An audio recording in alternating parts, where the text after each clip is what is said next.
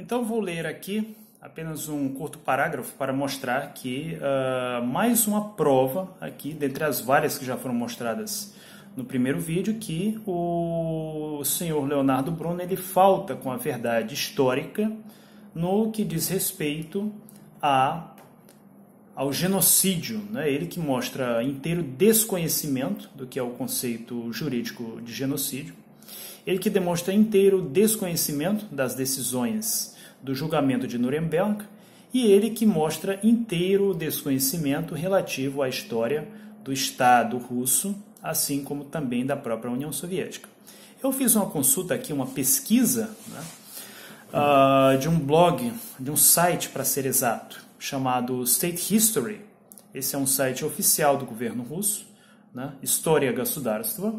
Como vocês podem ver aqui, é um site que inclusive possui o emblema do Estado russo, ou seja, o emblema do Saramanov. Isso aqui não tem nada a ver com comunismo, não tem nada a ver com propaganda comunista. Isso aqui é um site, né, informativo. E nós temos aqui um artigo chamado Etnitskие немцы в рядах РКК во время ВОВ, né? Ou seja, alemães étnicos nas fileiras do Exército Vermelho nos tempos da Grande Guerra Patriótica, que é um artigo de A. German e I. Schulger, que a propósito são sobrenomes alemães. Um desses parágrafos aqui, desse artigo, que é um artigo muito grande, escrito em língua russa, que vocês estão tendo o privilégio de conhecer, né, por intermédio do nosso blog. Né? Nós que fazemos isso gratuitamente, eu que sou tradutor, faço esse serviço aqui gratuitamente para quem acompanha o nosso blog. Então aqui o artigo diz o seguinte: dentre os números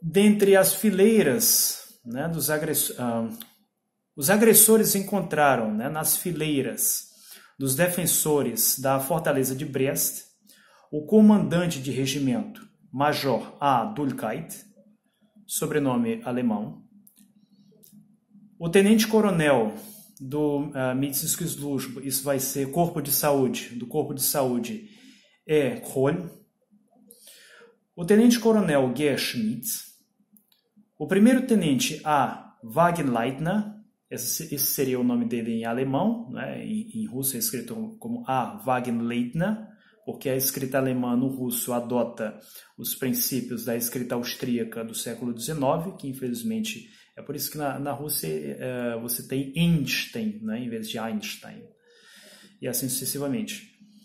O primeiro sargento V. Mayer, seria Meyer em russo, o soldado N. Küng, G. Killing, Z. Miller e outros. E ele menciona aqui sobre como o primeiro sargento V. Mayer, né, durante as batalhas, dirigiu a defesa de uma das casernas, de um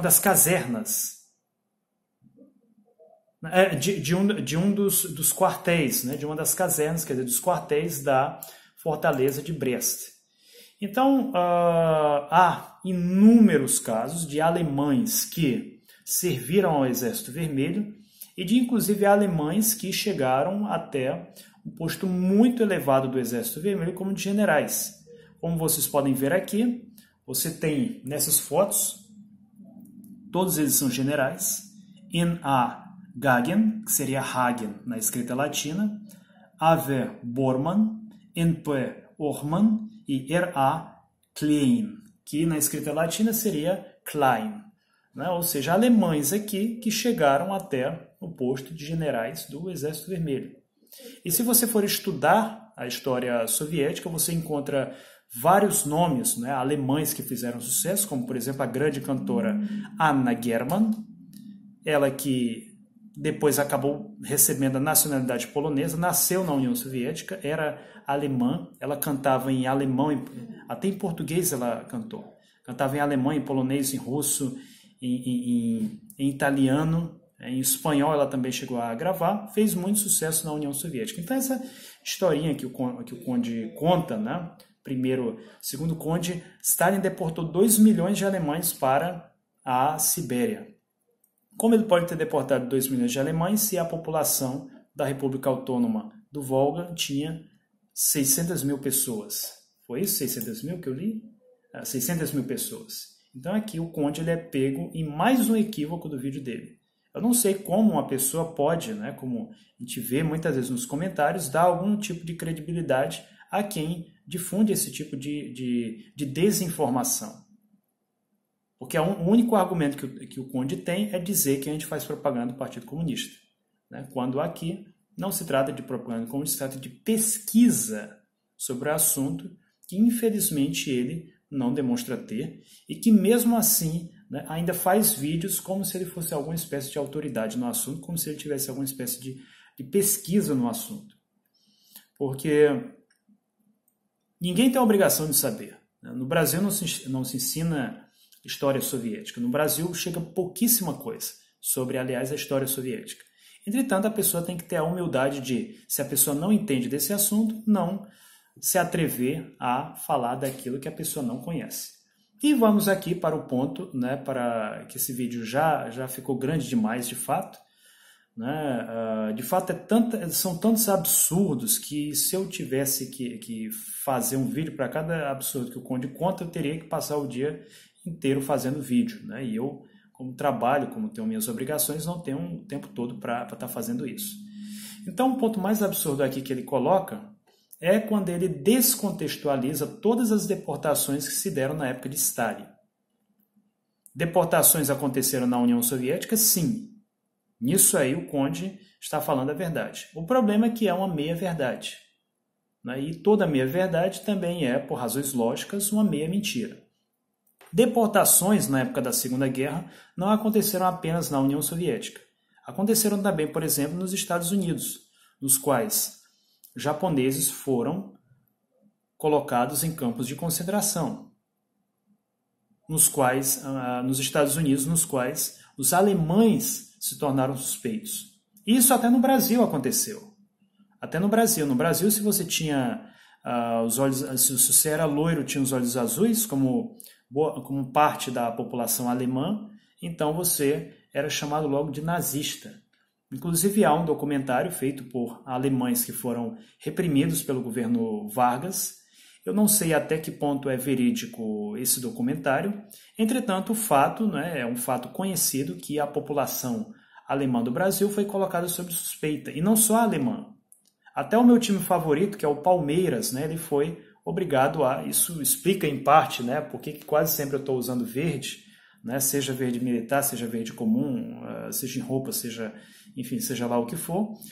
Foi obrigado a mudar o nome de Palestra Itália para Palmeiras, porque o time não podia ter o nome do inimigo, apesar de que a comunidade italiana contribuiu em muitas coisas positivas para o Brasil, inclusive trazendo, né, as ideias anarquistas que acabaram sendo o embrião das ideias comunistas, né, que seria exatamente a evolução dessas ideias.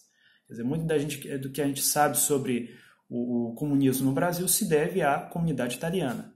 E essa comunidade foi, a propósito, colocada sob suspeita e foi perseguida, inclusive, na época do governo Vargas, né, acusado de ser espião da Itália. Na União Soviética foi a mesma coisa. O país não queria a formação de uma quinta coluna que pudesse receber ou dar algum tipo de suporte logístico ou ideológico aos invasores alemães. Stalin, né, e os comunistas não queriam que acontecesse com os alemães do Volga, assim como também na Chechênia, o que aconteceu, por exemplo, na Ucrânia. Na Ucrânia, onde foi dada muita liberdade, né, para a população local ucraniana, a ponto de que no oeste da Ucrânia, no oeste, ou seja, a parte que até 1939 fazia parte da Polônia, as pessoas tinham uma mentalidade completamente diferente daquela soviética.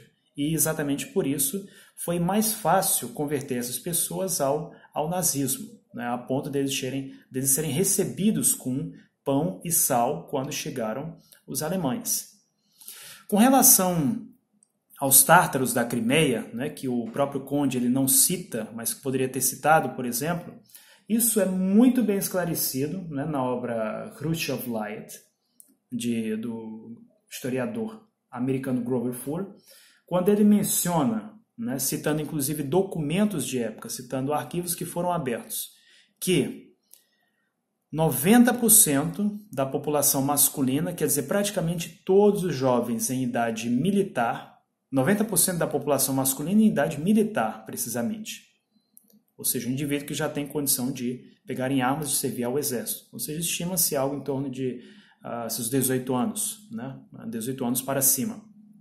Colaboraram ativamente com os nazistas, inclusive contribuindo para o Holocausto Judeu, inclusive colaborando para o massacre de populações russas, chegando a queimar prisioneiros de guerra russos vivos, queimaram prisioneiros de guerra russos vivos, e exatamente por isso, pela lei soviética, isso é algo, né, colaboração com o inimigo, traição à pátria, é punido com a máxima medida de defesa social, ou seja, o fuzilamento. A lei soviética, o direito soviético, em concordância com todos os princípios de direito internacional, dava à União Soviética o pleno direito de exterminar todos os homens em idade militar das nacionalidades tártaros da Crimeia, chechenos, eles que também estiveram envolvidos com os nazistas, e inclusive também dos ingushes.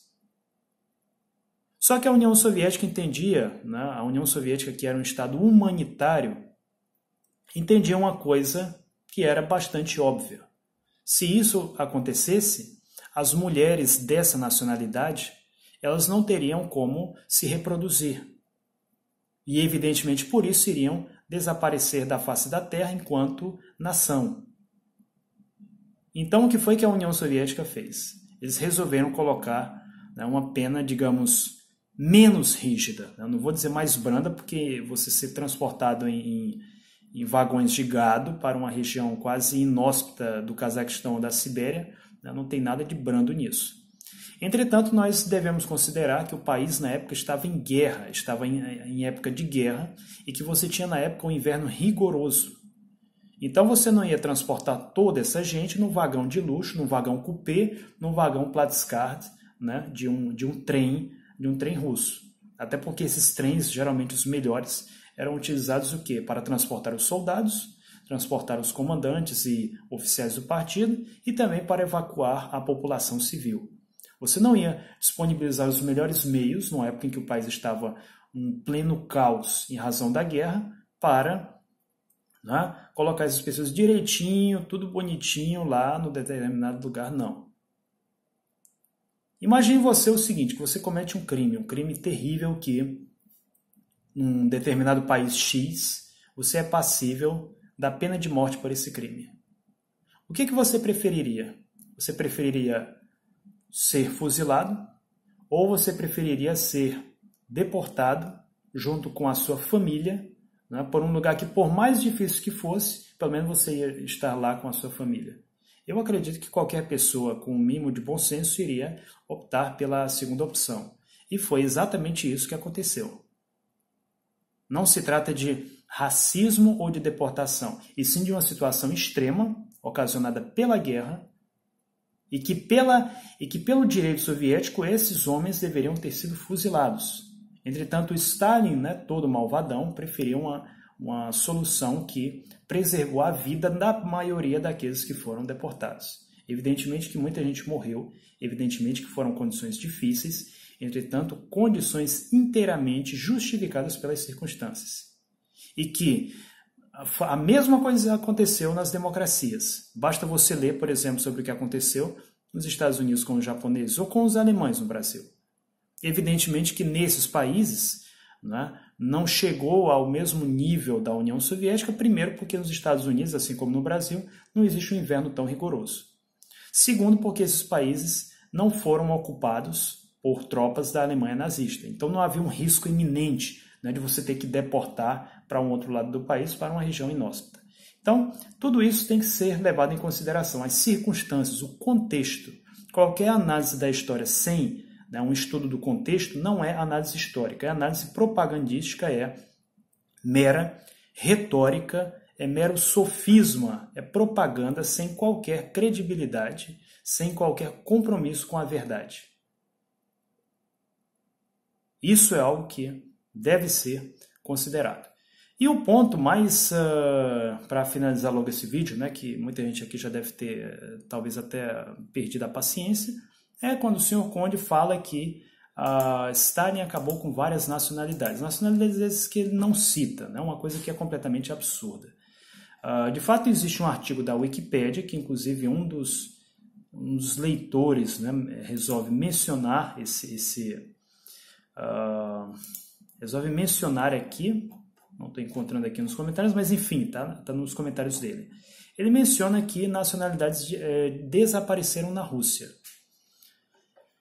Essa afirmação é completamente inverídica no que diz respeito à União Soviética. Durante a União Soviética, de fato, teve uma ou duas nacionalidades que foram assimiladas.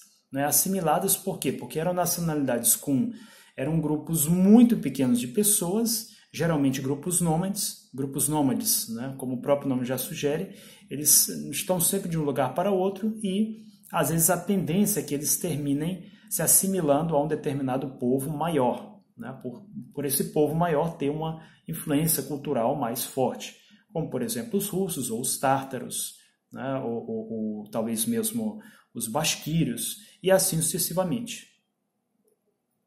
Então, quer dizer, o Conde ele precisa ser mais criterioso antes de elaborar esses vídeos para exatamente não passar vergonha, como ele passa aqui, né, de ser simplesmente desmascarado. Né? Quer dizer, ele apresenta factoides que não possuem o menor respaldo do ponto de vista histórico, nem documental, nem jurídico, né? Uma vez que todas as acusações que ele faz são simplesmente chutes. Né? Ele diz assim, vou jogar isso aqui para ver se cola, para ver se o pessoal... Né? Ele se baseia no fato de que ele tem mais inscritos, né?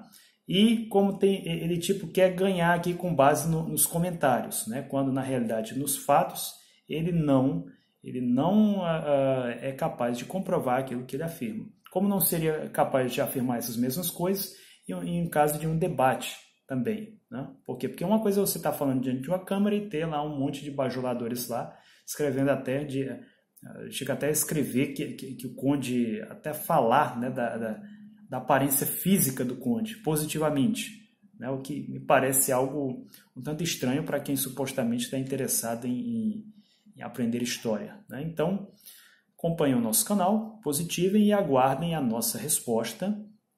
Né? Para a senhora Larissa Albuquerque, né, aqui, que ela escreve que não se cansa de ser refutada pelo Conde. Primeiro, porque para você refutar, você precisa apresentar fatos, né? Que o Sr. Conde nem apresenta fatos e nem argumentos. De fato, ele até apresenta algo como 10 a 20% do que ele afirma realmente é verdadeiro. Né? O problema é que quando é verdadeiro, geralmente são meias verdades, que por razões lógicas também são meias mentiras, e normalmente o que ocorre de mais verdadeiro é basicamente o nome de nomes e lugares.